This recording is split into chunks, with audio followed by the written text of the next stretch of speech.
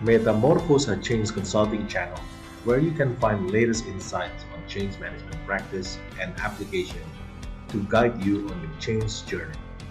Subscribe and like us to keep you updated.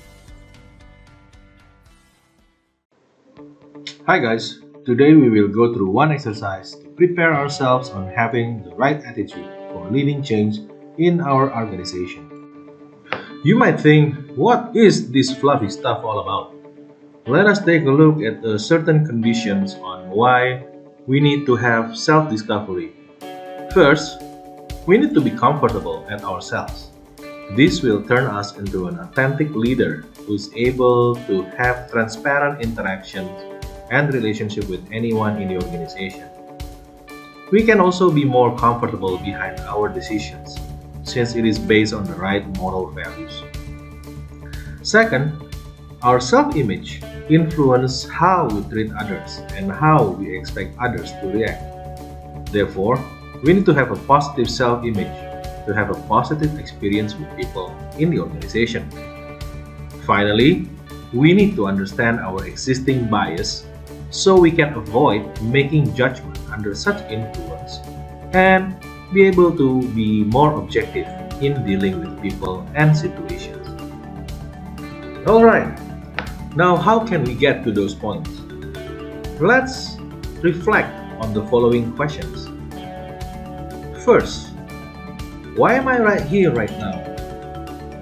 We reflect on drives that we have or had that push us to give the required conditions so we can achieve our current position, our current standing in the organization. On the other hand, we can also reflect on the inertia that we have that keep us in our current position for a long time. Second, let's reflect and try to remember how we can get to our current leadership position. Things we have to do, what we have to achieve, sacrifices we have to make, physical, mental, spiritual sacrifices, and others. Let's also reflect on how we have failed along the way on our path to get to where we are right now. Third, let's figure out where we are planning to be. Do we have more drive to be someplace else? Or maybe the inertia will keep us where we are. So we need to think about the end in mind. And we could also create a personal mission statement to support this. The second part of our self-discovery focuses on setbacks and positive experiences. When do we have setbacks and positive experiences with people? What are the situations, who were involved, and what actually happens during that situation, and what was the outcome for each of the experience. Same thing goes with setbacks and positive experience with self. When do we feel bad about ourselves? When do we feel good about ourselves?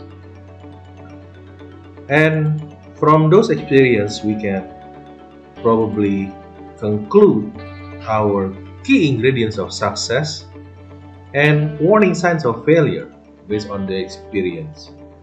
We should utilize the language processing exercises when we are doing this, so we can get the thoughts and the experiences into a better category.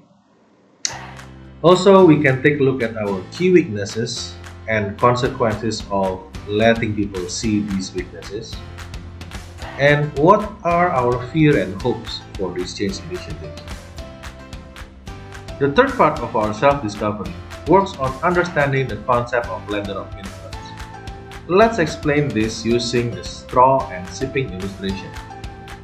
First of all, imagine that with a straw, we sip samples from the infinite data pool, or we call the real truth.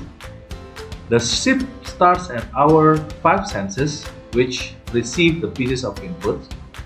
Then these inputs move up to the brain where they got sorted out and connected. Our brain works further and makes conclusion based on this synthesis.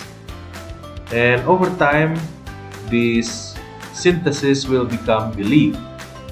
And these conclusions and beliefs will dictate how our brain instructs our senses how to collect future inputs. So you see, this can become reinforcing actions. And imagine each one of us has our own straws and processes data just like we did. But these straws are not accessible by our brain. Therefore, our brain doesn't know that they exist, and they become our blind sight. After our self-discovery, we need to do 3 steps to progress. First, we need to accept our current conditions as they are. Then, we need to be comfortable about them, find ways to resolve any issues about any of them if necessary, do anything that has to be done to improve our self-acceptance and our other conditions. Finally, learn to accept others as imperfect beings as well when dealing with them. This concludes our first sessions of leadership self-discovery. I know there is a lot of details that we left out here, so feel free to leave a message so we can have further discussions on any of the discussion. Thank you for watching and stay tuned for future updates. Don't forget to subscribe. See ya!